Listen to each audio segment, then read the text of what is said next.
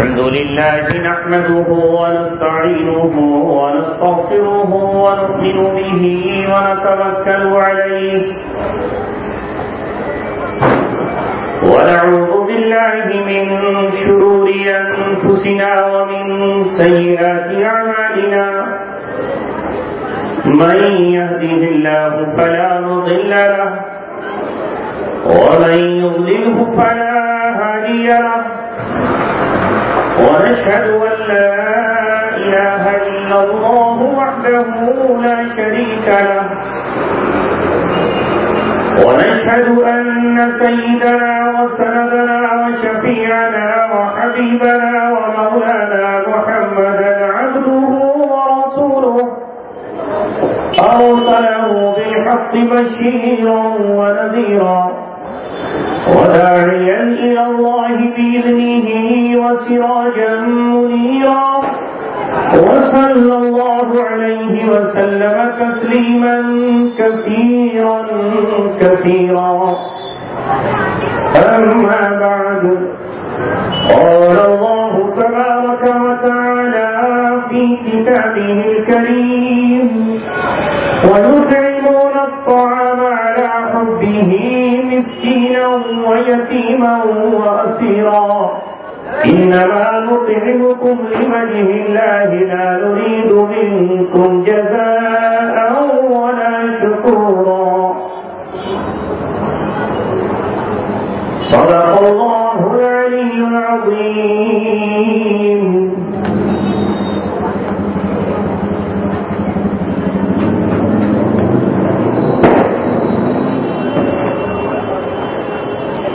تیرے دریا میں طوفان کیوں نہیں ہے، خودی تیری مسلمہ کیوں نہیں ہے، اگر ہے شکوے تقدیر یزداں تو وہ تقدیر یزداں کیوں نہیں ہے۔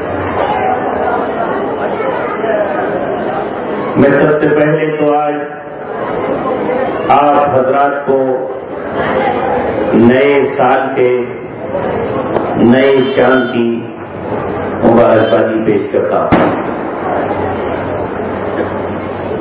محرم الحرام کا چاند نظر آ چکا ہے اور اسلامی سال کی پہلی تاریخ شروع ہو چکی ہے۔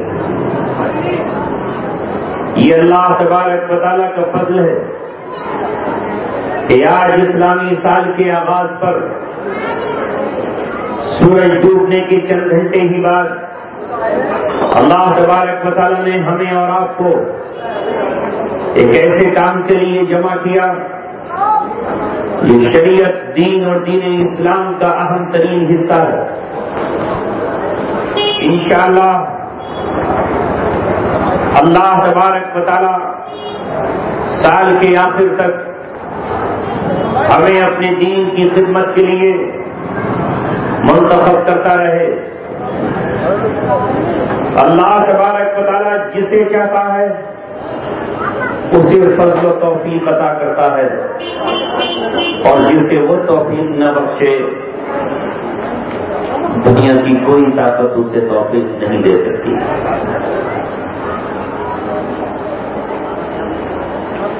لہذا آج کا یہ اجتماع جو اسلامی سال کی پہلی تاریخ میں ایک نئے عنوان کے تحت ہو رہا ہے، مجھے اس سے ہٹ کر گفتگو نہیں کرنا ہے۔ دیکھیے، اسلامی سال کو ہجری سال کہا جاتا ہے اور ہجرت اسلام کا ایک حصہ ہے۔ ہجرت اس قربان کا نام ہے جو اللہ کے رسولوں نے اور اس کے پیغمبروں نے اور آخر میں محمد صلی اللہ علیہ وسلم نے اسلام کے نام پر دی ہے۔ جب حضرت عمر رضی اللہ تعالیٰ عنہ کا دور آیا تو آپ نے لوگوں سے یہ کہا کہ ہر قوم اپنا کوئی نہ کوئی کیلنڈر اور جنتری رکھتی ہے، تو اسلام کا بھی اپنا کیلنڈر اور اپنا نظام ہونا چاہیے۔ لہذا اس کی شروعات کس سے کی جائے؟ شروعات نہ کسی شخصیت کی پیدائش سے ہوئی نہ کسی کی وفات سے، بلکہ طے یہ پایا کہ اسلامی سال کو ہجری سال کہا جائے اور ہجرت سے اس کی شروعات ہو، تاکہ ایک ایک مسلمانوں کا بچہ، ان کا بوڑھا، ان کا جوان، ان کے امیر، ان کے غریب اپنے ذہنوں میں یہ بات بٹھائیں کہ اسلام قربانی کا نام ہے، اسلام دنیا کو چھوڑ دینے کا نام ہے۔ اگر کسی سرزمین پر اسلام پر چلنا ممکن نہ رہے، اسلامی احکامات پر چلنا آسان نہ ہو، تو پھر وہ اس زمین کو چھوڑ کر نکل کھڑے ہوں، اسی کو ہجرت کہا جاتا ہے۔ لہذا جب بھی مسلمان اپنی تاریخ لکھے، اپنی ڈیٹ لکھے، اس کے ساتھ وہ ہجرت ڈالے تو اسے قربانی کا تصور یاد رہے۔ اور پھر اس مہینے کی 10ویں تاریخ کو بھی ایک اہم ترین واقعہ پیش آیا، جس میں آپ حضرات جانتے ہیں کہ میدان کربلا میں حضرت حسین رضی اللہ تعالیٰ کی شہادت اور ان کے خاندان کی شہادت ہوئی۔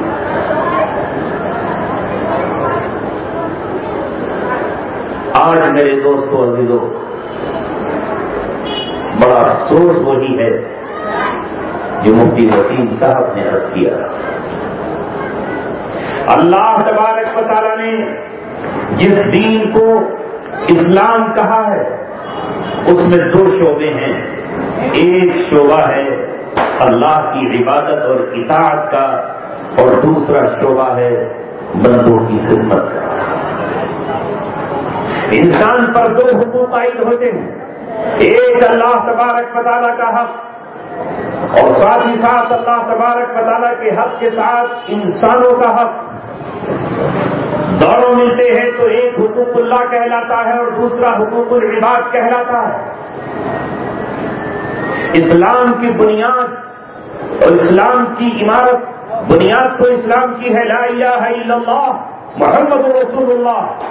اللہ تبارک و تعالیٰ کے سوا کوئی معبود نہیں ہے، اللہ تبارک و تعالیٰ ہی کی ذات کو سجدہ کیا جا سکتا ہے۔ یہ سر اللہ تبارک و تعالیٰ کے علاوہ کسی کی چوکھٹ پہ جھک نہیں سکتا۔ یہ بہت محترم ہے، جس نے اسے بنایا ہے وہی اس بات کے لائق ہے کہ اسی کے سامنے یہ سر جھکے۔ جس نے سورج اور چاند بنایا ہے وہی عبادت کے لائق ہے۔ یہ ہے لا الہ الا اللہ اور محمد رسول اللہ، یہ ہے کہ اللہ تبارک و تعالیٰ کا پیغام لے کر محمد رسول اللہ تشریف لائے ہیں، ان کے طریقوں پر چلنا یہ سنت ہے اور یہی عبادت ہے۔ پھر اسلام کی بنیاد ہے 4 ستونوں پر۔ کتنے ستون؟ 4۔ نماز، زکات، روزہ اور حج۔ ان 4 ستونوں پر اسلام کی عمارت کھڑی ہے۔ نماز میں کوئی روپیہ، کوئی پیسہ وصول نہیں کیا جاتا، صرف اور صرف اللہ تبارک و تعالیٰ کا حق۔ جب نماز میں کھڑے ہو جائیں تو زبان سے اللہ تبارک و تعالیٰ کی تعریف سبحانک اللہم و بحمدک کی شکل میں، اللہ تبارک و تعالیٰ کی تعریف الحمدللہ رب العالمین کے انداز میں، اللہ تبارک و تعالیٰ سے دعا ایاک نعبد و ایاک نستعین کہہ کر اللہ تبارک و تعالیٰ کے قرآن کی تلاوت، سورہ اخلاص یا کوئی بھی قرآن کی چند سورتیں پڑھ کر پھر رکوع میں پہنچ کر اللہ تبارک و تعالیٰ کی عبادت زبان سے ہو سبحان ربی العظیم، سر جھکا ہوا ہو، ہاتھ گھٹنوں پر ہو اور یہ جھک کر کہہ رہا ہو کہ میرا رب سب سے عظیم ہے، میرا رب سب سے اونچا ہے، میرا رب سب سے بلند ہے۔ پھر اٹھے تو سمیع اللہ لمن حمیدہ، جس نے اللہ تعالیٰ کی تعریف کی اللہ تبارک و تعالیٰ نے اس کی سن لی۔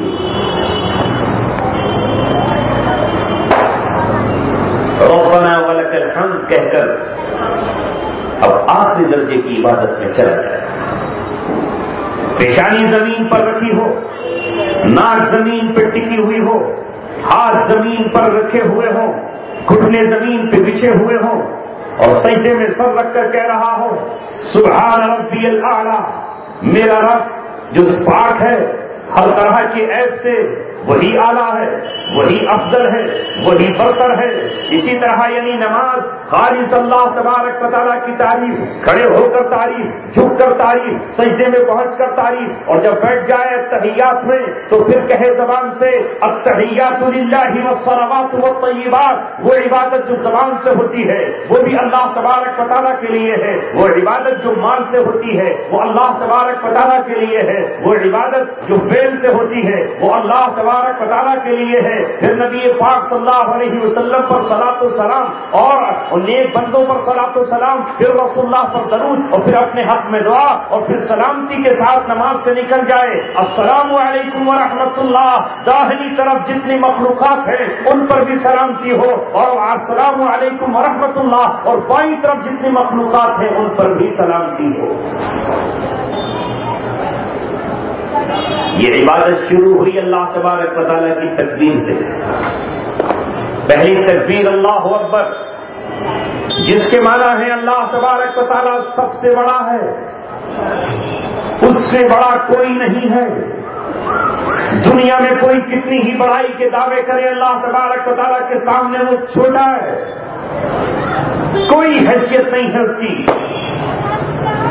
یہ سورج چاہے زمین سے بڑا ہو لیکن اللہ تبارک و تعالیٰ کے سامنے اس کی کوئی اوقات نہیں ہے، وہ جب چاہتا ہے اسے زوال دیتا ہے اور جب چاہتا ہے اسے چھپا دیتا ہے۔ تو نماز جو اسلام کا، دین اسلام کا ایک ستون ہے، وہ خالص اللہ تبارک و تعالیٰ کی عبادت ہے، اور اس کے بالمقابل جو دوسرا ستون ہے وہ ہے زکات۔ وہ خالص مالی عبادت ہے کہ جسے انسان کو اپنے مال میں سے نکالنا، اور قرآن کریم نے جہاں کہیں بھی حکم دیا ہے خالی نماز کا حکم نہیں دیا، بلکہ نماز کے ساتھ اللہ تبارک و تعالیٰ نے ملا کر کہا ہے اقیموا الصلاۃ وآتوا الزکاۃ، اقیموا الصلاۃ وآتوا الزکاۃ، اقیموا الصلاۃ وآتوا الزکاۃ۔ نماز قائم کرو اور نماز کے ساتھ ساتھ زکات ادا کرو۔ وَهُمْ لِلزَّكَاةِ فَاعِلُونَ۔ مسلمانوں کی شان بیان کرتے ہوئے کہا کہ وہ اپنے مالوں میں سے زکات نکالتے ہیں، اور زکات وہ حصہ ہے جو فرض ہے۔ جس طرح نماز فرض ہے اسی طرح اس شخص پر جس کو شریعت نے یہ کہا کہ اس کے پاس 52.5 تولے چاندی ہو، یا 52.5 تولے چاندی کے برابر تجارت کا مال ہو، یا 52.5 تولے چاندی کے برابر اس کے پاس پیسہ ہو، اور سال کے گزرنے کے پر یہ پیسہ اس کے پاس اس مقدار میں موجود ہو، تو اب اللہ تبارک و تعالیٰ نے کہا کہ اگر تو اللہ تبارک و تعالیٰ کو مانتا ہے تو جس طرح نماز تجھ پہ فرض ہے کہ صبح فجر کی نماز، اس کے بعد سورج ڈھلنے کے بعد ظہر کی نماز، سورج کی ٹکیا پیلی ہونے سے پہلے عصر کی نماز، سورج غروب کے بعد مغرب کی نماز، اور 1.5 گھنٹے کے بعد جب اندھیرا چھانے لگے تو عشاء کی نماز، اسی طرح تجھ پر زکات فرض ہے کہ اب تو اپنے مال میں سے 2.5%، 2.5% سینٹ کہتے 100 کو، اس میں سے 2.5 روپے نکالنے، 1000 پر 25، 10,000 پر 250، 1 لاکھ پر 2.500، اور یہ نکال کر تمہیں ان کو دینا ہے جن کو اللہ تبارک و تعالیٰ نے اتنا مال نہیں دیا، کہ جن کے پاس 52.5 تولے چاندی نہیں ہے، یا جن کے پاس 7.5 تولے سونا نہیں ہے، یا جن کے پاس دونوں چیزوں کو ملا کر 52.5 تولے چاندی کے برابر نہیں بنتا ہے۔ یہ کون ہو؟ یہ مسلمان ہوں، ان پر آپ اپنی زکات خرچ کریں گے۔ زکات کے معنی ہے پاک کرنا، زکات کے معنی ہے ذبح کرنا بھی۔ جس طرح ذبح کرنے کے بعد جانور حلال ہو جاتا ہے اور اس کا گوشت پاک ہو جاتا ہے، اسی طرح زکات نکالنے کے بعد وہ مال پاک ہو جاتا ہے اور پاکیزہ ہو جاتا ہے، یہ مال اب حلال ہو جاتا ہے۔ اگر اس میں سے 2.5% نہ نکالا گیا، اگر اس میں سے 2.5% اسی کے اندر رکھا گیا تو سمجھیے کہ یہ مال اسی طرح سے سڑ جائے گا جس طرح جب جانور مر جاتا ہے اور اسے ذبح نہیں کیا جاتا تو خون اس کے اندر رہ جاتا ہے، جس کی وجہ سے وہ جانور سڑ جاتا ہے، جس میں سے بدبو اٹھتی ہے کہ نہیں؟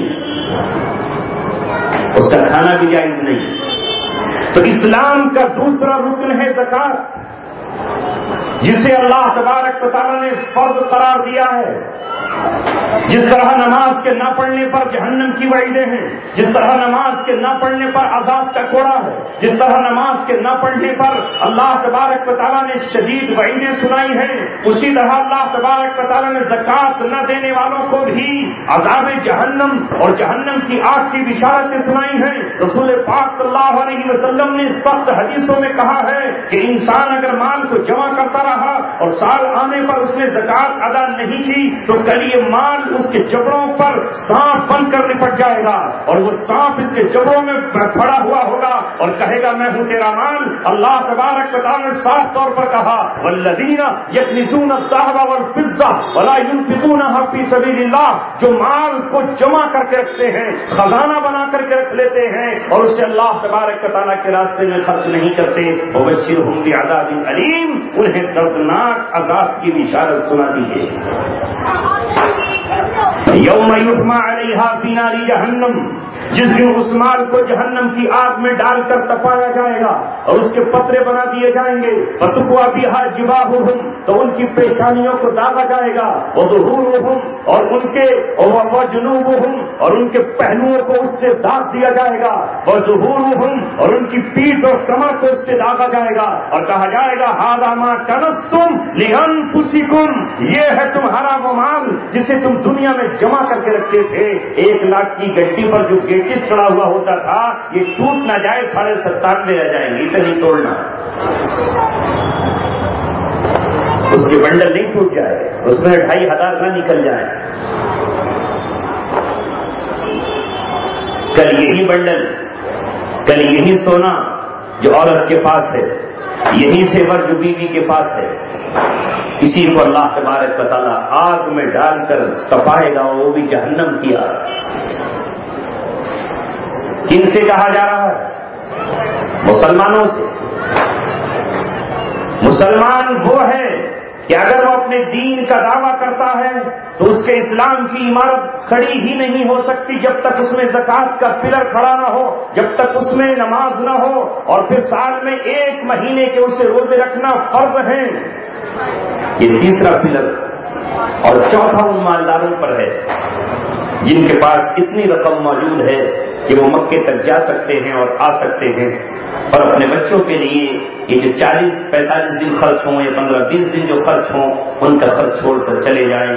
ان پر ایک یہ ہے کہ وہ اظہار کریں زندگی میں ایک بار کہ اسلام کا مرکز خانہ کعبہ ہے، نہ میکسیکو ہے، نہ نیو یارک ہے، نہ کینیڈا ہے، اسلام کا مرکز مکہ میں ہے، اللہ تبارک و تعالیٰ کا گھر مکہ میں ہے، محمد رسول اللہ کا شہر اور آپ کی ذات اقدس مدینہ منورہ میں ہے۔ لہذا زندگی میں ایک بار 100 سال کی زندگی ملی ہے تو ایک بار، 50 سال کی زندگی ملی ہے تو ایک بار، 25 سال کی زندگی ملی ہے تو ایک بار اتنا مال خرچ کر دے کہ وہ یہاں سے خانہ کعبہ تک پہنچ جائے، اس کا طواف کرے، صفا مروہ پہ حضرت ہاجرہ کی طرح دوڑے، حجر اسود کو چومے اور شیطانوں کے کنکریاں مار کر مزدلفے میں رات گزار کر عرفات میں ٹھہر کر زندگی میں ایک بار اعلان کر دے کہ میں اسلام کے مرکز کے اللہ کے گھر کے چکر لگا کے آ گیا۔ یہ فرض ہے۔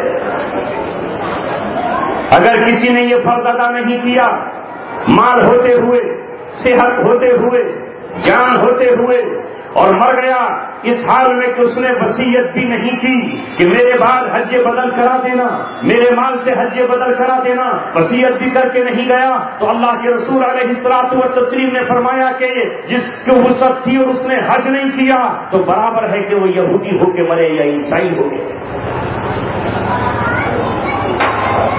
یہ 4 ستون ہیں اسلام، مگر میں جہاں تک غور کرتا ہوں اور آپ بھی غور کرتے ہیں، 3 ستونوں پر تو امت چل رہی ہے۔ حج کے سلسلے میں تو لوگ اب پرمیشن نہیں مل پا رہی ہے، اس سے زیادہ درخواست ہے۔ اللہ نے مال اتنا دے دیا ہے اور شوق بھی دے دیا ہے کہ اگر سب کو پرمیشن مل جائے تو کروڑوں کا اور اربوں کا مجمع وہاں پہنچ جائے. روزے بھی الحمدللہ بہت کم لوگ ہیں جو چھوڑتے ہیں. مزدور، ورکر، ہاکر سب رکھ لیتے ہیں چاہے نماز نہ پڑھ رہا ہے. اگر کوئی ستون گرا ہوا ہے جسے ہم اٹھا نہیں پا رہے ہیں وہ ہے زکات. جس کی ہمیں اہمیت نہیں ہے وہ ہے زکات. مال ہے لیکن اس میں سے زکات ادا نہیں کی جا رہی، اور اس ستون کے گرنے کی وجہ یہ ہے کہ اسلامی نظام دنیا میں نہیں ہے. اگر نظام اسلامی قائم ہو تو یاد رکھو مسلمانوں، زکات عام نہیں چھوڑی جائے گی بلکہ زکات وصول کی جائے گی، اور حکومت کے کارندے آ کر کے وصول کریں گے اور برابر اس کے اکاؤنٹ چیک کیے جائیں گے، اور ان سے پوچھا جائے گا اگر زمین پر اللہ تبارک و تعالیٰ کا نظام نافذ ہو، حقدار کو حق پہنچ کے رہے، مالدار سے حق وصول کیا جائے. لیکن اب وہ رہا نہیں، تو اس لیے امت آزاد ہو گئی. نماز کو تو ہم نے عبادت جانا لیکن زکات کو ہم نے عبادت سے خارج کر دیا. زکات کا ہم نے حساب نہیں لگایا، زکات کے سلسلے میں ہم نے پوچھا نہیں، لہذا دنیا میں بیلنس بگڑ گیا. بیلنس بگڑ گیا، اس طرح بیلنس بگڑا کہ جس کے پاس مال آیا اسے مال کی ہوس نے اندھا بنا دیا. وہ مال کا اور حریص ہوا. 1 لاکھ آئے تو اب اسے 1 لاکھ کو 1.25 لاکھ بنانے کی فکر ہوئی، اور چونکہ دنیا پہ باطل کا نظام ہے اس لیے انہوں نے سود کو عام کر دیا. سود کے کاؤنٹر کھول دیے، سود کے دروازے کھول دیے گئے، سودی بینک کھول دیے گئے، سودی جگہ جگہ خونچے لگا دیے گئے. آؤ ہم آپ کو اس بنیاد پر لون دیتے ہیں، 1.5 لاکھ ہمارے پاس جمع کرو، 5.5 لاکھ کی گاڑی لے جاؤ، 5 لاکھ جمع کرو، 30 لاکھ کا مکان ہم آپ کو لون پر دیتے ہیں. لہذا چاروں طرف سے اس امت کو سود میں دھسا دیا گیا. مالدار سے مالدار ہوتا رہا، اس نے نیچے فلیٹ بنایا، اس کے بعد ایک اور بنایا، پھر اور تیسرا بنایا. یعنی ابھی زمین بکا کرتی تھی اب وہ ہوا اور فضا بیچ رہا ہے. مال کی دولت نے اندھا کر دیا. اب اس سے اگر یہ کہو کہ ذرا زکات نکالو، یہ جو آپ نے بزنس کے لیے فلیٹ بنائے ہوئے ہیں یہ تو کروڑوں کے ہیں. اگر 1 کروڑ کی مالیت کا ہے تو 2.5 لاکھ آپ کی زکات نکلے گی، تو کہتا ہے 2.5 لاکھ. اور وہ کہتا ہے کہ مجھے کوئی غریب نظر نہیں آ رہا، اسے کوئی غریب نظر نہیں آ رہا. میرے دوستوں عزیزو، اللہ تبارک و تعالیٰ نے جو دین اسلام ہم کو دیا ہے اس میں ہمیں ایسا نظام ملا کہ ہم اپنے مال، اپنی کمائی اور اپنی محنت کا، اپنے خون پسینے میں سے بھی ہم 100 روپے میں سے 2.5 روپے نکال دیں. ہم 1000 میں 25 نکالیں، ہم 1 لاکھ میں 2.5 نکالیں، ہم 1 کروڑ میں 2.5 لاکھ نکالیں. ارے سوچو تو صحیح، جسے اللہ تبارک و تعالیٰ نے 1 کروڑ کا مالک بنایا ہے، جب تو 1 کروڑ کا مالک بنا ہے تو اللہ تعالیٰ تجھ سے 2.5 لاکھ روپے مانگ رہا ہے، اور وہ بھی اللہ تبارک و تعالیٰ کو نہیں چاہیے.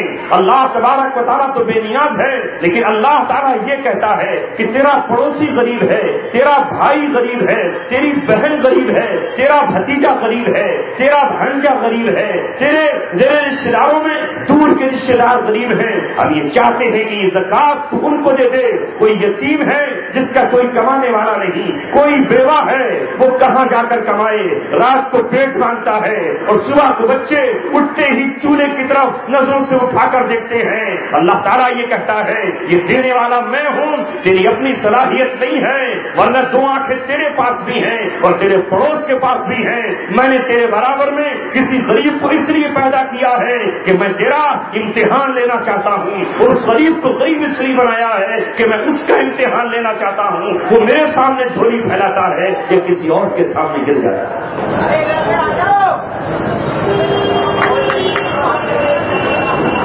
اللہ تبارک و تعالیٰ نے کہا یہ اپنے ہی لوگوں میں بانٹ دو. اور خالی زکات تو فرض کی، یہ طرح نماز فرض بھی ہے اور نفل بھی، روزہ فرض بھی ہے اور نفل بھی ہے، حج فرض بھی ہے اور نفل بھی ہے. کیا کوئی آدمی یہ کہتا ہے کہ میں بس ایک ہی حج کروں گا، نفلی حج نہیں کر سکتا؟ بلکہ کتنے لوگ ایسے ہیں جو ہر سال حج کر رہے ہیں، کبھی نہیں کہتے کہ صاحب میرا تو 1 حج ہو گیا دوبارہ نہیں جاتا، میں حج کے بعد عمرہ نہیں کرتا. کیا کوئی شخص یہ کہتا ہے کہ میں صرف فرض نماز پڑھوں گا، میں تو 4 سنت سے پہلے کی نہیں پڑھتا، میں بعد کے 2 نفل بھی نہیں پڑھتا، میں تو فجر کی سنتیں پڑھوں گا نہیں، میں تو فرض پڑھتا ہوں، تو ہے ملا آج تک کوئی مسلمان؟ سنتیں اور فرض دونوں پڑھتا ہے۔ روزوں کے سلسلے میں بھی امت میں نفل بھی روزے رکھتے ہیں، 14 شعبان کا روزہ، محرم کے 9 اور 10 کا روزہ، شوال کے روزے، یہ نفلی روزوں کا بھی ہمارے یہاں معمول،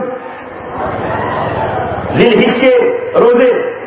لیکن جب مسئلہ آتا ہے زکوٰۃ کا تو اللہ تعالیٰ معاف فرمائے، زکوٰۃ نکالنے والے بھی یہ کہتے ہیں کہ زکوٰۃ کے سوا کچھ اور نہیں نکالیں گے۔ ایسا لگتا ہے جیسے زکوٰۃ کے علاوہ نکالیں گے تو جرم ہو جائے گا۔ رمضان میں علماء کرام تجربہ کرتے ہیں کہ جب ان کے پاس پہنچتے ہیں تو کہتے ہیں زکوٰۃ تو پوری ہو گئی، باقی دینا نہیں ہے۔ ایسا تو لگتا ہے کہ زکوٰۃ کے علاوہ دینا شاید ناجائز اور حرام، جبکہ اللہ تبارک و تعالیٰ یہ کہتا ہے کہ اللہ زکوٰۃ تو فرض ہے، وفی اموالہم حق معلوم للسائل والمحروم، تمہارے مالوں میں مالداروں اللہ تبارک و تعالیٰ نے حق رکھا ہے، کن کا؟ للسائل، سوال کرنے والوں کا بھی، والمحروم، اور جو سوال نہیں کرتے لیکن ان کے بچوں کے پھٹے ہوئے کپڑے اور ان کے جسموں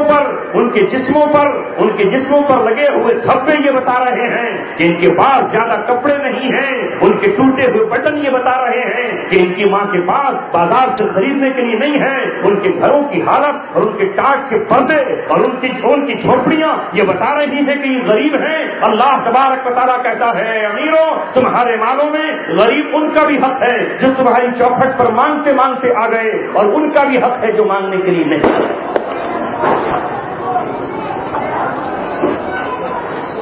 جگہ جگہ اللہ تبارک و تعالیٰ نے خرچ کا حکم دیا، اور اس خرچ کو کہا من یقرض اللہ قرضا حسنا، کون ہے جو اللہ تبارک و تعالیٰ کو قرض حسن دے؟ یعنی یہ تم قرض کسی اور کو نہیں دے رہے بلکہ اللہ تبارک و تعالیٰ کو دے رہے ہو، جسے لوٹا کر اللہ تبارک و تعالیٰ کل تمہیں قیامت میں دے گا۔ کتنا دے گا اس کی کوئی لمٹ نہیں بتائی، کہیں اللہ تبارک و تعالیٰ 700 گنا تو عام دے گا۔ اللہ تعالیٰ نے فرمایا مثل الذین ينفقون فی سبیل اللہ کمثل حبۃ انبتت سبع سنابل فی کل سنبلۃ مئۃ حبۃ، یہ اللہ تبارک و تعالیٰ کا قرآن ہے کہ جو اللہ تبارک و تعالیٰ کے راستے میں خرچ کرتے ہیں ان کی مثال ایک ایسے دانے کی ہے جسے زمین میں بویا گیا اور اس سے 7 بالیں نکلی اور ہر بال میں 100 دانے تھے، تو ایک دانے سے 700 وصول کر لیے۔ کیا کسان کبھی دانے بو کے روتا ہے کہ صاحب میرا اتنا اناج ضائع ہو گیا؟ 10 بیگھہ 5 بیگھہ زمین میں دانے بکھیر کر کہتا ہے کہ میں نے اتنے بکھیرے ہیں اب ان سے 700 گنا لوں گا۔ کبھی کسان کو روتے ہوئے دیکھا کہ میرا تو اناج ضائع ہو گیا؟ کبھی ڈرتے ہوئے دیکھا؟ وہ نہیں، اسے یقین ہے کہ یہ زمین میرے بیج کو ایک پیڑ کی شکل میں نکالے گی اور اس پیڑ پر بالیں آئیں گی، میں ایک بیج بو رہا ہوں، یہ ایک پیڑ کی شکل میں نکلے گا اور جس پر ہزاروں پھل آئیں گے، لہٰذا میں ایک ضائع کر کے ہزاروں لے رہا ہوں۔ زمین پر یقین ہے، جب یہ زمین کسان کے بیج کو ضائع نہیں کرتی اور ایک کسان اس زمین پہ یقین کرتا ہے، ایک گنے کا ٹکڑا ہو کر وہ پورے گنے کے پیڑ کی امید لگاتا ہے، ایک کھجور کی گٹھلی ہو کر وہ ہزاروں کھجوروں کی امید میں بیٹھا ہوتا ہے، اور ایسا ہی ہوتا ہے تو وہ اللہ تبارک و تعالیٰ جو یہ کہہ رہا ہے کہ اگر تو 1 روپیہ 1 اشر بھی اور 1 دینار میرے راستے میں خرچ کرے گا تو اس سے ضائع ہونا کیوں سمجھتا ہے؟ اپنی بیوی کو سمجھا یہ ضائع نہیں ہوا، اپنی اولاد کو سمجھا یہ ضائع نہیں ہوا، اپنے بھائی کو سمجھا یہ ضائع نہیں ہوا، بلکہ تو اللہ تبارک و تعالیٰ کو دے دیا گیا ہے۔ اللہ تبارک و تعالیٰ اسے 700 اور ہزاروں کروڑوں گنا تجھے جنت میں عطا فرمائے، اور دنیا میں بھی اللہ تبارک و تعالیٰ تجھے عطا کرے، آخرت میں تو ملنا ہی ملنا ہے۔ دنیا میں بھی اللہ کے رسول صلی اللہ علیہ وسلم نے فرمایا کہ کسی صدقے سے کبھی کسی کا مال کم نہیں ہوتا، مگر وہ شیطان و نفس جو ہمارے دشمن ہیں، اور موجودہ ماحول جو آج دجالی نظام ہے جس میں پیسے اور روپے کی ہوڑ لگی ہوئی ہے، ہوڑ لگی ہوئی ہے انسان کو کہ کسی بھی صورت سے مجھے مال آ جائے، قارون کا خزانہ کسی بھی طرح سے مل جائے، حالانکہ وہ قارون کے انجام کو جانتا نہیں کہ وہ خزانہ کتنے دنوں اس کے پاس رہا. کیا انسان کبھی غور نہیں کرتا کہ جب وہ قلعوں سے گزرے اور جب وہ قلعوں کی اونچی اونچی دیواریں دیکھے اور ان کی کرسیوں کو دیکھے تو جو کل قلعوں میں رہتے تھے آج ان کا کوئی پوچھنے والا بھی نہیں ہے. آج وہاں کتے بسیرا کر رہے ہیں, آج وہاں پر گدھے بیٹھے ہوئے ہیں اور کوئی ان ویرانوں کی طرف جانے کے لیے بھی تیار نہیں ہے. اگر آج ان بادشاہوں کے قبر میں کوئی چیز کام آ رہی ہے تو وہی کام آ رہا ہوگا جو انہوں نے غریبوں پر خرچ کیا, اللہ کے دین پر خرچ کیا, مسجدوں پر خرچ کیا, قرآن پہ خرچ کیا. ورنہ وہ جو انہوں نے اپنی عیاشیوں پر خرچ کر لیا یا اپنے شرابوں پہ خرچ کر دیا یا اپنے دل کو بہلانے کے لیے خرچ کر دیا, وہ آج کیا کام ان کے آ رہا ہوگا. میرے عزیزوں, آج ہم دنیا میں سانس کے ساتھ چل رہے ہیں تو ہمیں لگ رہا ہے کہ ہم زندہ ہیں. ابھی موت کا فرشتہ آ جائے تو ہمارا نام مردوں میں لکھا ہوگا اور دنیا کہے گی کہ فلاں صاحب چلے گئے, امام صاحب کہیں گے جنازہ ہے ظہر کے بعد. اے عزیزو ساتھیو, یہ جذبہ اللہ تعالیٰ نے انسان میں رکھا ہے کہ وہ مخلوق کی خدمت کرے, اور اس خدمت کو اللہ تبارک و تعالیٰ نے یہ نہیں کہا کہ تم کسی مخلوق کی خدمت کر رہے ہو, بلکہ جب کل تمام پوری قیامت میں لوگ جمع ہوں گے اللہ تبارک و تعالیٰ اپنے عرش پہ جلوہ افروز ہوگا, اور جلوہ افروز ہو کر اللہ تبارک و تعالیٰ ایک امیر کو بلائے گا, اللہ تعالیٰ ایک صحت مند کو بلائے گا, اللہ تبارک و تعالیٰ ایک تاجر کو بلائے گا اور بلا کر اس سے یہ کہے گا کہ اے تاجر, کل میں بھوکا تھا اور تو نے مجھے کھانا نہیں کھلایا. تو یہ کہے گا اللہ تعالیٰ تیرا بھوک سے کیا تعلق ہے, تو بھوکوں کو کھلانے والا, تو بھوک سے بے نیاز ہے, تو روزی اور روٹی سے بے نیاز ہے, تو کیا بات کہہ رہا ہے, تو بھوکا کیسے ہو سکتا ہے. تو اللہ تبارک و تعالیٰ کہے گا کہ تیرے پڑوس میں, تیرے علم میں اور تیری جانکاری میں ایک بیوہ بھوکی تھی, اس کے یتیم بچے رو رو کر اپنی ماں کا برا حال کیے ہوئے تھے, اور تیرے دسترخوان پر کئی قسم کے کھانے سجے ہوئے تھے, تو اپنے بچوں کے لیے اپنی فریج پھلوں سے بھرے ہوئے تھا, تیرے یہاں قسم کی نعمتیں تھیں, اور تیرے پڑوس میں کچھ لوگ اس انتظار میں تھے کہ شاید تمہارا بچا ہوا کھانا ہمیں مل جائے تو ہماری پیٹ کی آگ بجھ جائے. کل تم سے اس بھوکے کو تو نے کھانا نہیں کھلایا, اگر تو اس کو کھانا کھلاتا مجھے اس بھوکے کے قریب پاتا, گویا تم مجھے ہی کھانا کھلاتا. کل یہ جذبہ رسول اللہ صلی اللہ علیہ وسلم نے خود اپنے اندر اور اپنے صحابہ کے اندر کوٹ کوٹ کر بھر دیا تھا. اللہ کی قسم, ہم صرف سننے کے عادی ہو گئے ہیں. ہماری مسجدوں میں کتاب پڑھی جاتی ہے لیکن ہماری وہ کتاب صرف رسم بن گئی ہے. ہمارا دل کہیں ہے, کان کہیں ہے, دماغ کہیں ہے, اس لیے بیٹھے ہیں کہ سامنے والے حضرت ناراض نہ ہو جائیں کہ بھائی آج تم بیٹھے کیوں نہیں تھے, لہذا ہم اس لیے بیٹھے ہیں. ورنہ اس کتاب میں یہ واقعہ ہم زندگی میں بار بار سنتے ہیں کہ ایک صحابی کے یہاں بکری کی ایک سری آئی اور ان صحابی نے اپنی بیوی سے کہا, اے میری بیوی, ہمارا حال تو اچھا ہے لیکن ہمارے پڑوس کا حال ہم سے زیادہ خراب ہے. میرا خیال یہ ہے کہ سری کو پڑوس میں پہنچا دیجئے. جب وہ پڑوس میں تحفے کے طور پر گئی تو وہاں اس شوہر نے کہا, بیوی میں چاہتا یہ ہوں کہ ہم اپنے پڑوس میں اس کو پہنچا دیں. اس پڑوس سے اس پڑوس تک گئی, 7ویں گھر تک پہنچنے کے بعد وہ پھر پہلے ہی گھر میں لوٹ آئے. یہ دنیا میں انقلاب جو اسلام کا انقلاب آیا ایسے ہی نہیں آیا, دل بدل دیے. اور جب مکہ میں ایک گروہ اٹھا جس گروہ کو قرآن کا پڑھنے والا کہا گیا تو اس نے یہ ثابت کر کے دکھایا کہ ہم یتیموں کے سر پہ ہاتھ رکھنے والے ہیں, ہم یتیموں کی کفالت کرنے والے ہیں.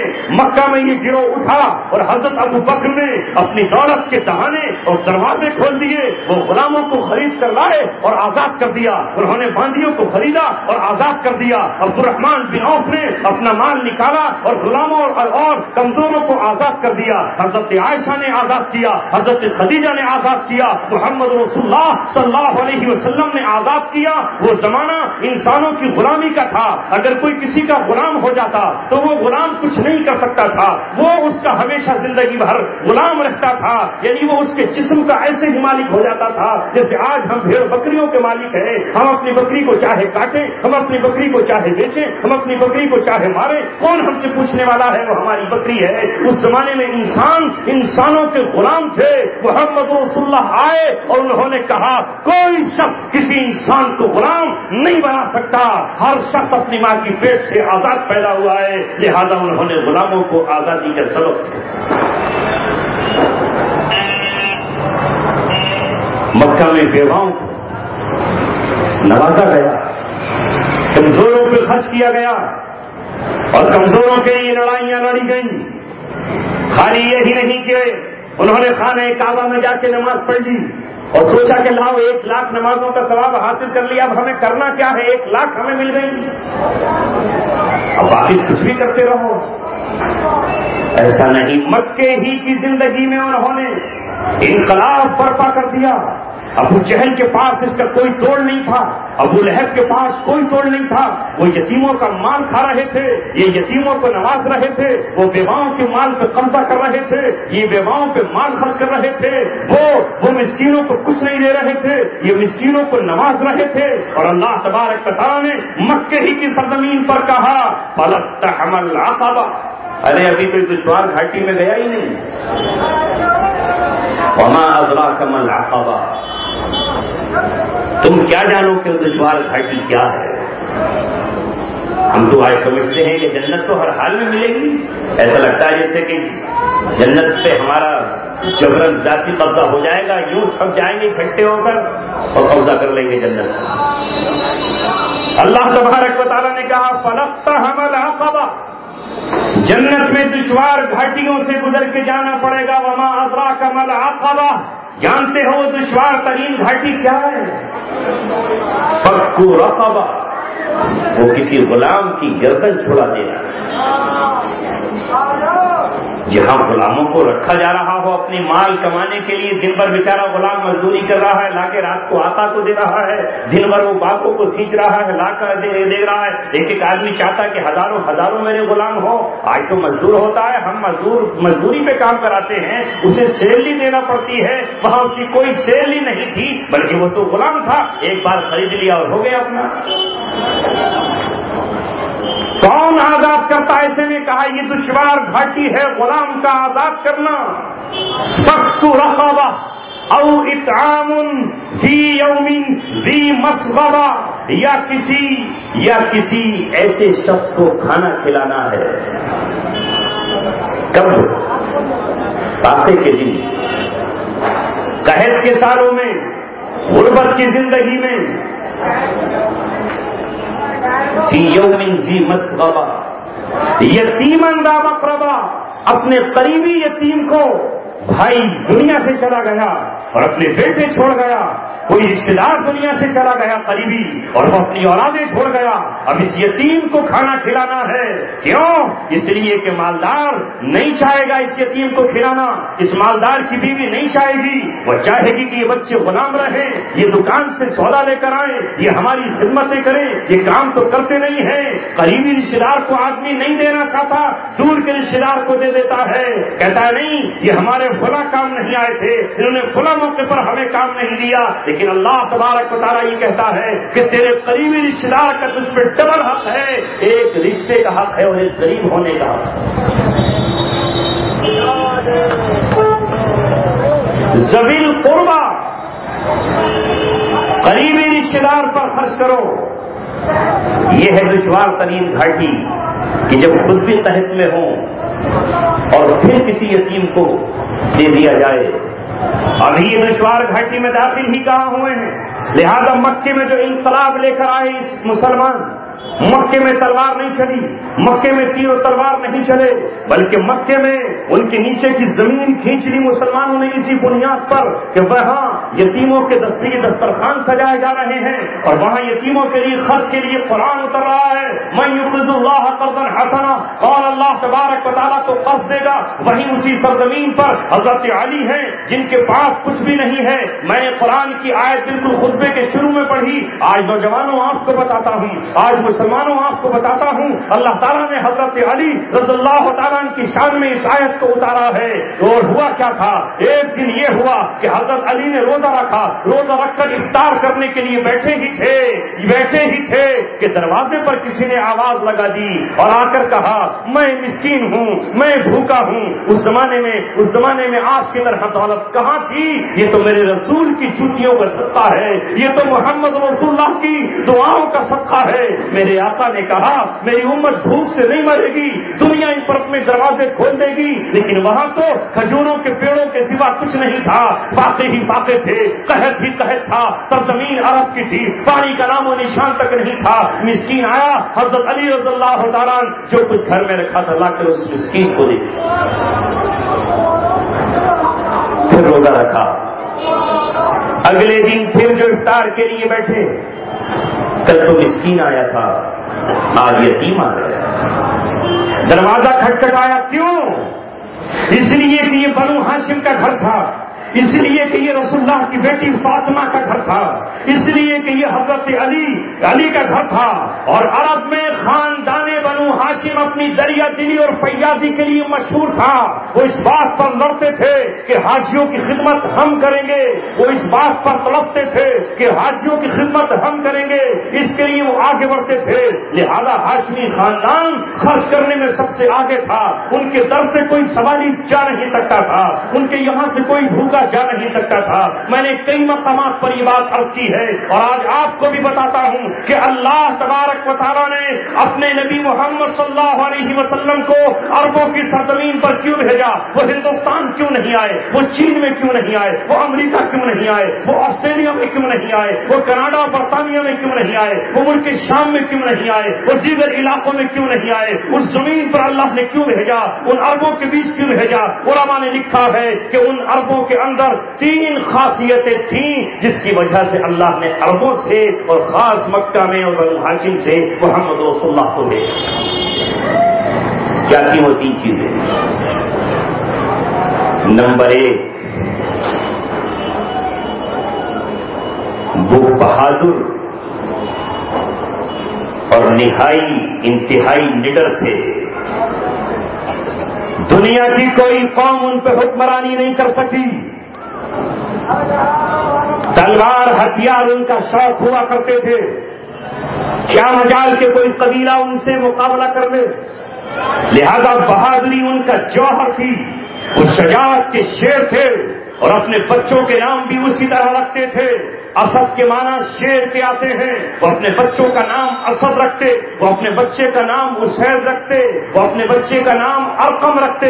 ارقم کہتے ہیں چتکبرے سانپ کو. تو وہ اپنے بچوں کا اس طرح نام رکھتے تھے کہ ان کے ناموں سے جنگ ٹپکتی تھی. وہ اپنا نام حرب رکھتے تھے. سفیان کے باپ کا نام ابو سفیان کے باپ کا نام حرب تھا، لہذا وہ کبھی جنگوں کا نام رکھتے تھے. روم ان پہ حکمرانی نہ کر سکا اور کسرا ان پہ حکمرانی نہ کر سکا. وہ ہمیشہ جنگجو قبیلے تھے. لہذا پہلی صفت ان کی یہ تھی کہ وہ بہادر تھے. اللہ تعالیٰ نے ان کی صفت کو قبول کیا. دوسری صفت ان کی یہ تھی کہ بڑے مہمان نواز و دریا دل تھے. اگر مہمان آ گیا تو اپنی سواری کا اونٹ ذبح کر دیا. اگر مہمان آ گیا تو اپنی دودھ پیتی ہوئی بکری، دیتی ہوئی بکری جس سے ان کے بچے پلتے تھے اسے ذبح کر ڈالا. دریا دل جس نے ہاتھ پھیلا دیا تو خالی نہیں لوٹایا. بہت پیاس تھے اور وہی میں تو حاتم گزرا ہے جسے حاتم تائی کہا جاتا ہے. دوسری صفت ان کی یہ تھی کہ وہ بہت خرچ کرنے والے تھے. خود پاکے سے ہوں لیکن کیا مجال کے مہمان بھوکا رہ جائے، کوئی ہاتھ پھیلا دے اور سائل ویسے ہی چلا جائے. یہ دوسری ان کی صفت تھی. اور تیسری صفت یہ تھی کہ اگر کسی مظلوم نے ان سے پناہ مانگ لی کہ میں آپ کی پناہ میں آنا چاہتا ہوں، مجھے فلاں آدمی قتل کر دے گا، تو اگر ان کی عورت نے بھی پناہ دے دی تو وہ پھر مجال نہیں تھی کہ کوئی اسے ہاتھ لگا دے. اگر بوڑھا پناہ دے دے تو وہ ان کی پناہ میں آ جاتا تھا. اس کے لیے وہ یہ کہتے تھے ہے کون جس کی ماں نے دودھ پلایا ہو، ہم نے جسے پناہ دی ہے وہ اسے ٹچ کر. یہ خوبیت تھی ان کے اندر. کبھی کبھی اس کام کے لیے وہ غلط کام اختیار کرتے تھے، جوا کھیلتے، لیکن جوئے میں خود فائدہ نہیں اٹھاتے. اونٹ کہتے اس میں جو جیت جائے گا اونٹ کے حصے ہوں گے، اور یہ جو حصے ہوں گے جو ہم جیتیں گے وہ غریبوں کو خرچ کر دیں گے. حالانکہ اسلام نے اسے پھر جائز قرار نہیں دیا، لیکن وہ کرتے تھے غریبوں کے لیے. اسی وجہ سے اللہ تبارک و تعالیٰ نے ان کے بیچ محمد رسول اللہ صلی اللہ علیہ وسلم کو بھیجا کہ یہی قوم ہے جو محمد رسول اللہ صلی اللہ علیہ وسلم کے ساتھ آئے گی تو دنیا کی کسی طاقت سے نہیں ڈرے گی. یہی وہ لوگ ہیں جو دنیا پر خرچ کریں گے، دنیا میں امامت کا حق انہیں دیا جائے. لہذا محمد رسول اللہ کو ان کا امام بنا کر اور آپ کو خاتم النبیین بنا کر اللہ تبارک و تعالیٰ نے اس قوم کو پوری دنیا کا امام بنایا، جس کی ٹھوکروں میں ایران آیا اور جن کے قدموں میں کسرا اور قیصر کی طاقتیں آئی، جو سمندروں میں اترے تو سمندر کو عبور کرتے ہوئے چلے گئے، جنہوں نے اپنے گھوڑے کی بات کھینچ دی کیا مجال کے پہاڑ ان کو روک سکے. یہ وہ دریات القوم تھی جسے اللہ تبارک و تعالیٰ نے 6 صدی عیسوی میں اس امت کی رہنمائی کے لیے قبول فرمایا اور انہیں آخری کتاب سپرد کی اللہ تبارک و تعالیٰ نے. لہذا اس کتاب نے ان سے جو مطالبہ کیا اس مطالبے کو پورا کیا. اس کتاب نے آ کر کہا آج تک تم لوگوں کا مال سود کی بنیاد پر لیا کرتے تھے، لہذا اب تم مسلمان ہو چکے ہو، اب اللہ کی کتاب آ چکی ہے، آج سے سود کا 1 پیسہ کسی سے وصول نہیں کرو گے، بلکہ سود لینا تو درکنار اپنی کمائی میں سے بھی 2.5% زکات کی شکل میں ادا کرو گے. اور یہ نسخہ دیا اسلام نے کہ اگر ساری دنیا کے مسلمان جو امیر ہیں جن پہ زکات فرض ہے وہ زکات ایمانداری سے نکالنے لگے تو مسلمانوں میں کوئی غریب نہیں رہے. امر سین ایک شخص ہندوستان میں گزرے، ان کو نوبل پرائز دیا گیا. انہوں نے ایک فارمولہ پیش کیا کہ دنیا سے غریبی کیسے مٹائی جا سکتی ہے. انہوں نے کہا کہ 100 آدمی ہیں، 100 آدمی میں ایک آدمی کے پاس 1 روپیہ بھی نہیں ہے اور 99 آدمی کے پاس 100 روپے. لہذا اگر وہ 99 1 روپیہ اپنا نکال دے تو ان کا 1 کم ہوگا اور اس بندے کے پاس 99 ہو جائیں گے تو سب برابر ہو جائیں گے. اس پہ بھی 99 ہو گئے، ان پر بھی 99 ہو گئے.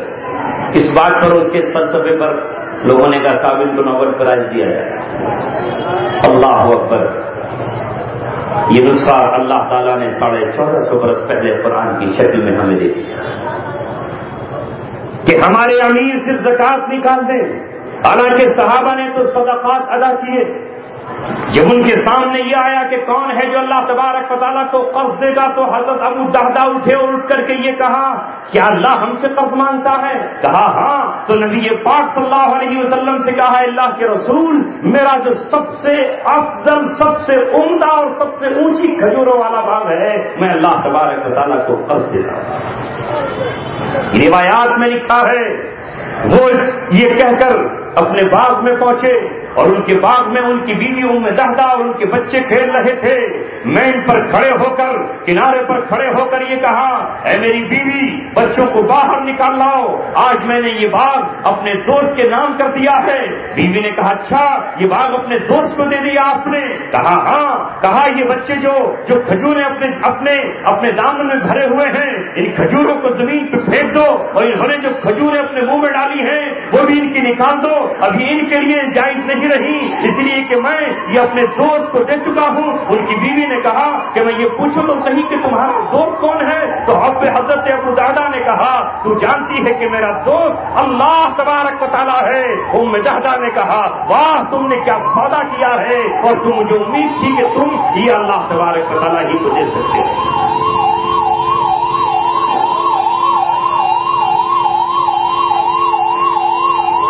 میرے عزیزوں اور دوستوں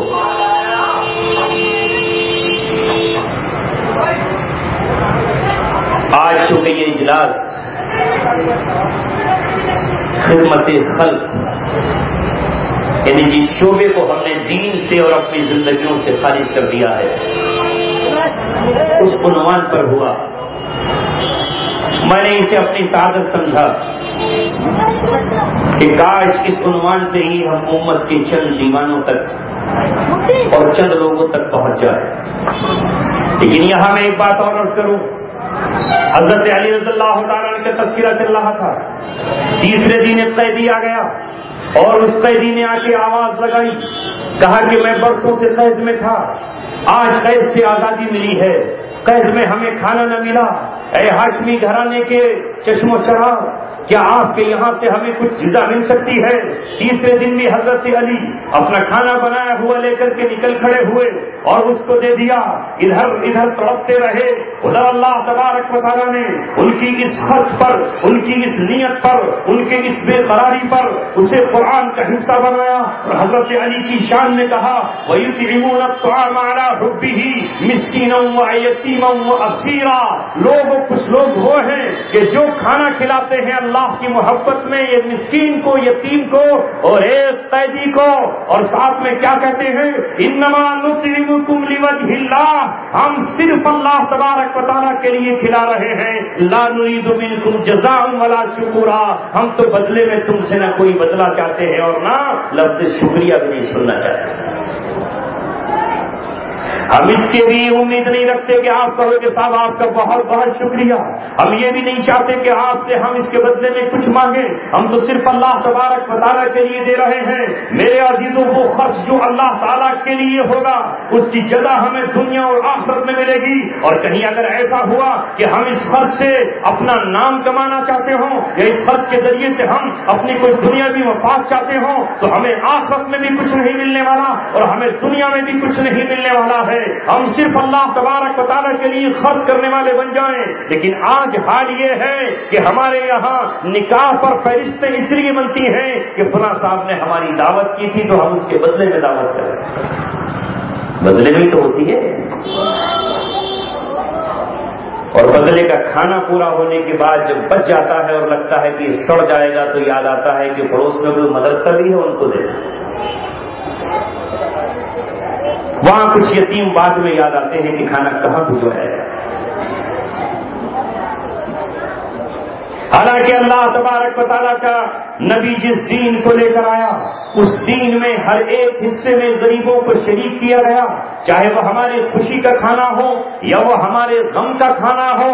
اس لیے اگر ہم اپنے کسی مردے کو ثواب پہنچانا چاہتے ہیں جس کو ہم ایثار ثواب کہتے ہیں, اس میں کس پہ وہ خرچ کیا جا سکتا ہے؟ وہ صرف ان پہ خرچ کیا جا سکتا ہے جو مسکین ہو, یتیم ہو, جو بیواؤں ہوں اور جو جن پر زکوٰۃ فرض نہ ہو, جو صاحب نصاب نہ ہو. ان غریبوں پہ ہم خرچ کریں, وہ ہمارے کھانے کا حق نہیں ہے, ہرگز نہیں ہے.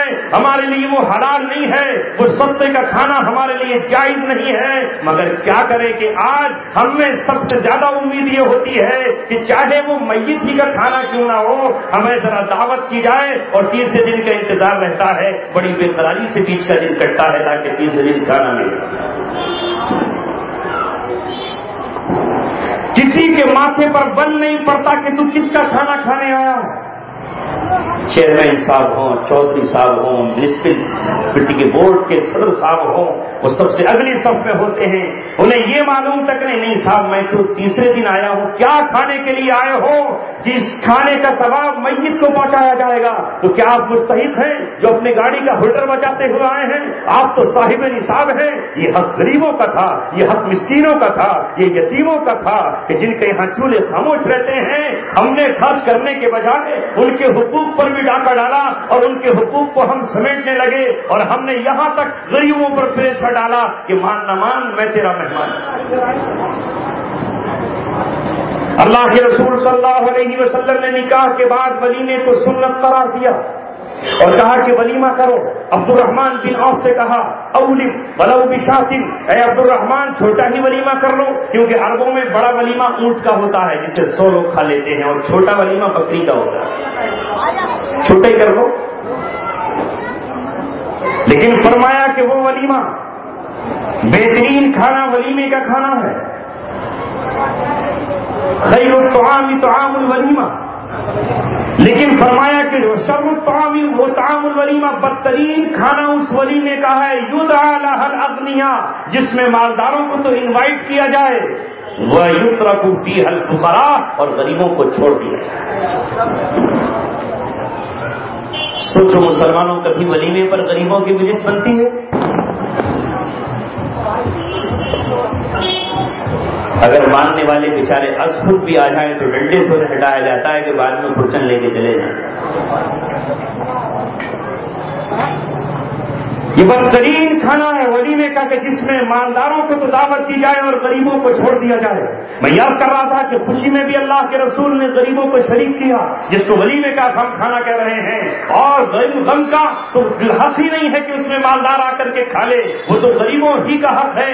یہاں تک کہ جب ہم قربانی کریں تو یہ قربانی پچھلی امتوں میں اس کا گوشت جائز نہیں ہوتا تھا، یہ محمد رسول اللہ کی امت کو شرف ملا کہ وہ اپنی قربانی، چاہے وہ حج کی قربانی ہو اور چاہے وہ یہ عام قربانی ہو، اس قربانی کے گوشت کو استعمال کر سکتے ہیں۔ لیکن فرمایا کہ اس قربانی کے گوشت کے بھی 3 حصے کر لو، ایک وہ حصہ کہ جن کے پاس 2500 روپے آج کی تاریخ میں نہیں ہے، یا 2000 روپے نہیں ہے اور ان کا حصہ نہیں ہوتا، لیکن اس گوشت کو ان کا بھی دل چاہتا ہے، ایک حصہ ان کو دے دو اور ایک تمہارے عزیز و اقارب کا ہے تاکہ تم اپنے عزیز و اقارب کو دو۔ 3 حصے ہم اس کے کیا کرتے ہیں، یہ افضل ہے، یہ بہتر ہے، یہ سنت ہے۔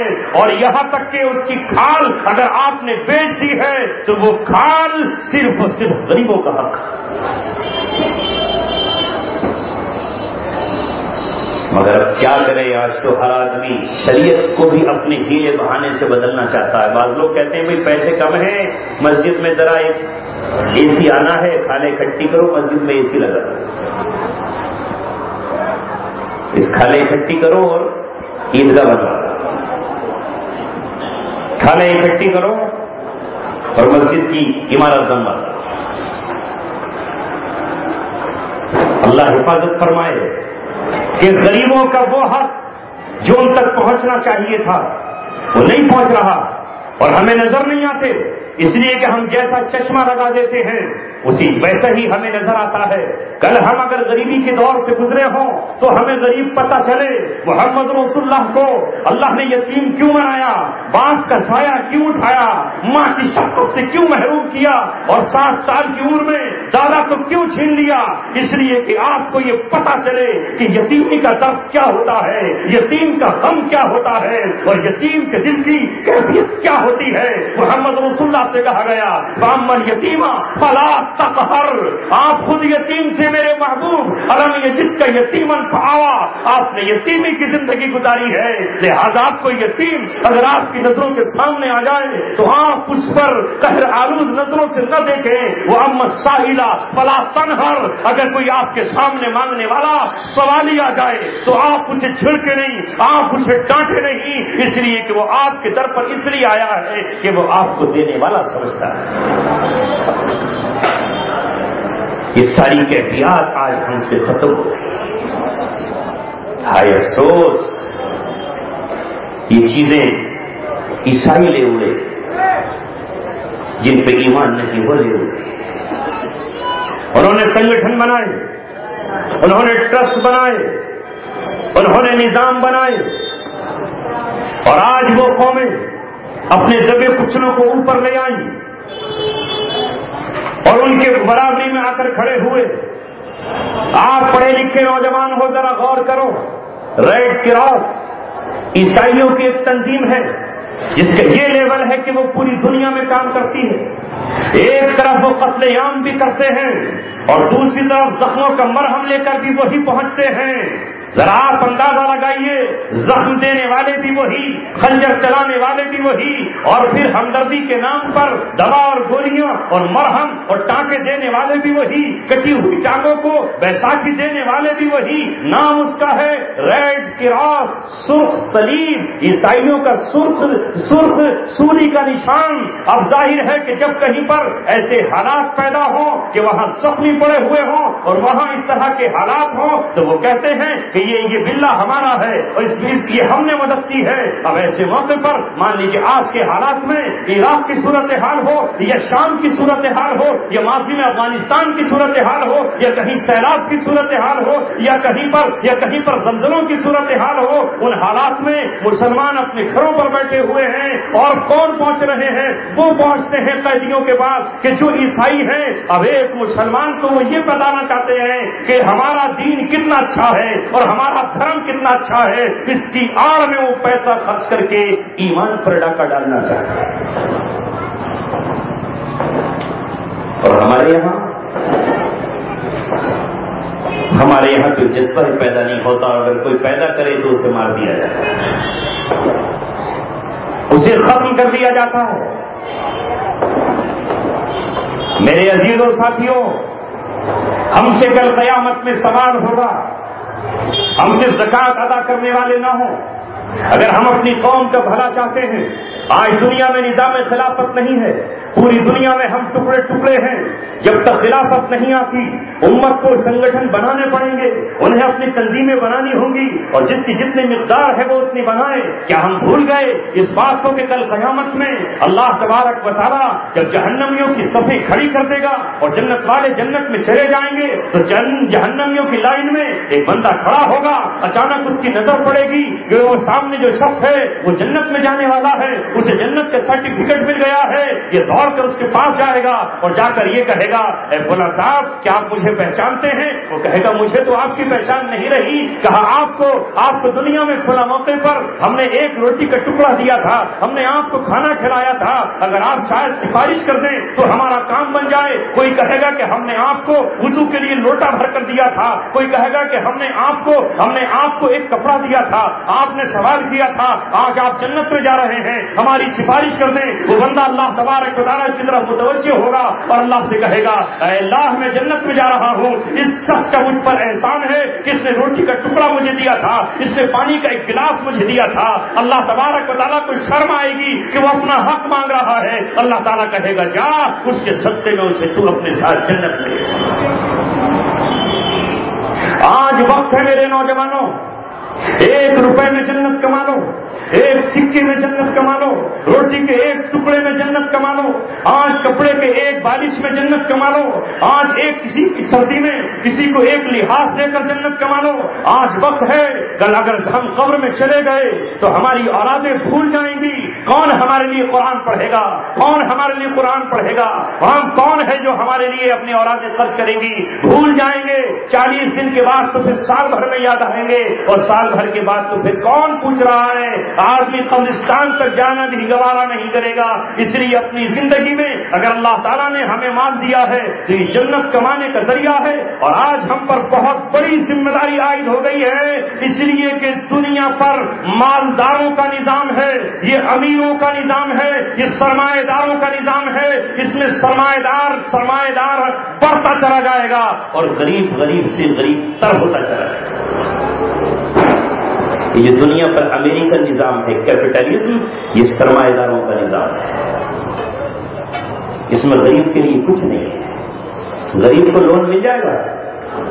نہیں ملے گا. لون اس سے ملے گا جس کے پاس پراپرٹی ہو، جس کے پاس ایسے کاغذات موجود ہوں کہ جس کے ذریعے سے وہ دے سکے. غریب کو کون دے؟ ہے ہی نہیں. ایک مالدار 100 کروڑ کی فیکٹری لگانا چاہے تو ابھی مل جائے گا، کیونکہ ان کا پیسہ انشورڈ ہے، وہ دے گا. غریب سے غریب تر. فکر کرو میرے دوستو، اگر ہم نے چند سکے بھی نکالنا شروع کر دیے اور ایک ایک کر کے جمع کیے، میں اس لیے مبارکبادی پیش کرنے آیا ہوں کہ کچھ کرنا کچھ نہ کرنے سے بہتر ہے.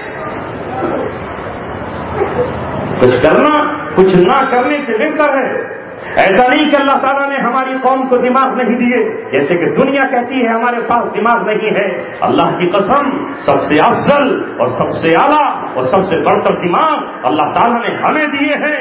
اس لیے کہ جس دماغ نے یہ پہچان لیا کہ اللہ تبارک و تعالیٰ ایک ہے، جس نے یہ پہچان لیا کہ اللہ تبارک و تعالیٰ کے میسنجر اور پیغمبر ہیں، جس نے یہ پہچان لیا کہ پتھر کسی کو نفع اور نقصان نہیں دے سکتا، جس نے یہ پہچان لیا کہ مرنے کے بعد کی زندگی رہی ہے اس سے بہتر ذہن کس کے پاس ہو سکتا ہے؟ لیکن ہمارے پاس وسائل نہیں ہیں. ہمارے بچے 10ویں کلاس تک پہنچتے ہیں تو پھر وہ 11ویں میں کہاں سے جائیں؟ پھر وہ ٹیوشن کہاں سے پڑھیں؟ پھر وہ MBBS میں کہاں سے جائیں؟ وہ خرچ کہاں سے لے کر آئیں؟ نہ ان کے لیے ریزرویشن ہے. 27% ریزرویشن دلت لے کر کے چلے گئے. اس کے بعد پھر کچھ OBC میں آئے اور وہ لے کر کے چلے گئے. اور مسلمان کہاں سے محنت کرے اور کتنی اوپر جا کر کے محنت کرے؟ وہ 27 گنا سے آگے بڑھ کر اگر محنت کرتا ہے تو کہیں جا کے اس کا نمبر آئے گا. لہذا ماؤں کے بچے جو فرسٹ آئے وہ جلبلا کر رہ گئے اور نتیجہ یہ ہوا کہ 12 سال کی عمر میں کوئی ہوٹل پہ پلیٹیں صاف کرنے پر لگا اور کوئی کانچ کے برتن صاف کرنے پر لگ گیا اور کوئی گاڑی کے نیچے صبح شام لیٹ کر پنچر لگانے پر لگ گیا. اور پھر اس کے ساتھ ساتھ اس نے اپنے استاد کی مار کھائی. اگر اسے دکان کہاں سے ملے؟ اسے کہاں ملے؟ غلامی کا دور ہے. اسے کچل دیا گیا. لہذا وہ سڑک پر دھوپ میں کھڑا ہوا ہے, ٹائر پنچر لگا رہا ہے. ہائے کاش ہم اصولوں کی طرف نکلتے. میں یہ نہیں کہتا کہ سب کو تم مولوی بنا دو اور سب کو مسجد کا امام بنا دو. مسجدیں اتنی کہاں سے آئیں گی؟ لیکن اگر تمہاری قوم کا کوئی بچہ ڈاکٹر بن جائے اور ہم اس سے یہ کہیں کہ انسانیت کی خدمت بھی اللہ تبارک و تعالیٰ نے سکھائی ہے, کل اپنا بچپن یاد کرنا اور یاد کرنا کہ تو بھی ایک غریب ماں کا بچہ ہے. کل جب تیرے پاس کوئی غریب آئے تو اپنی فیس میں نرمی کر دینا. اور کچھ لوگ اگر تجھے زکات کی رقم دے دے تو زکات کی رقم سے اس بیمار کا علاج کر دینا. سینکڑوں گھر چل جائیں. مگر ہم نہیں کرتے. اسکول میں پڑھنے والے اسٹوڈنٹ کو میں آپ سے کہتا ہوں, آپ بڑے شہر میں آ گئے, یہاں بھی غریب ہے. کبھی دیکھو اپنے ساتھ کے پڑھنے والے ساتھیوں کو کہ وہ ایک ہی ڈریس میں کیوں آتا ہے اور اس کے پاس دوسری ڈریس کیوں نہیں ہے.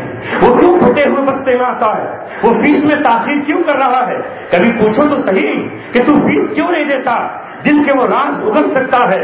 کبھی دیکھو کہ وہ بہت چھوٹی سی پینسل سے کیوں لکھ رہا ہے, وہ ٹوٹی ہوئی ربڑ کو بار بار کیوں گھستا ہے. تو اپنے گھر میں آ کر کہہ تو سکتے ہو, اپنے والد سے کہہ سکتے ہو, اپنے گھر والوں سے کہہ سکتے ہو.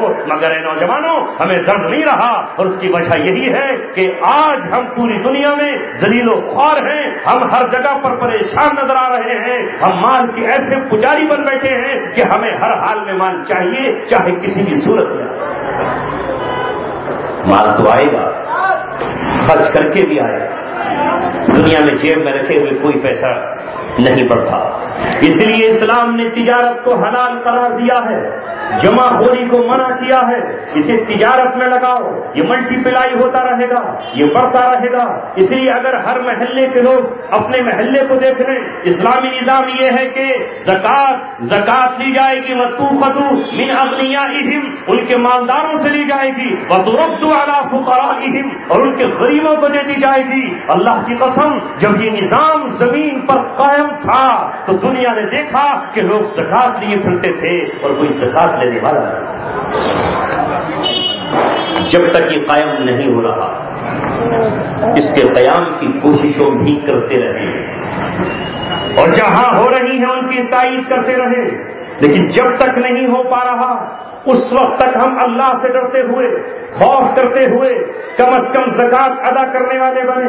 اپنے اپنے محلوں میں ہماری ذمہ داریاں ہوں, تنظیمیں ہوں یا کوئی بڑی تنظیم ہو, اور اس لیے نہیں کہ آج یہ تنظیم اس لیے بنائی گئی ہے کہ کل ہم لوگوں کے پاس جائیں گے, خدمت خلق کریں گے, اس کے بعد آنے والے چناؤ میں کونسلنگ کا ٹکٹ مل جائے گا اور لوگوں سے ووٹ لیں گے. کچھ نہیں ملے گا, نہ دنیا میں نہ کچھ نہیں مل سکتا اس پر. نہ ووٹوں کا لالچ ہو, نہ نام و نمود کی پرواہ ہو, بھول جاؤ. صرف اللہ تبارک و تعالیٰ کے لیے ہم یہ کام کر رہے ہیں, صرف اللہ رب العزت کے لیے ہم یہ کام کرتے ہیں. کوئی لالچ کسی طرح کا نہ ہو.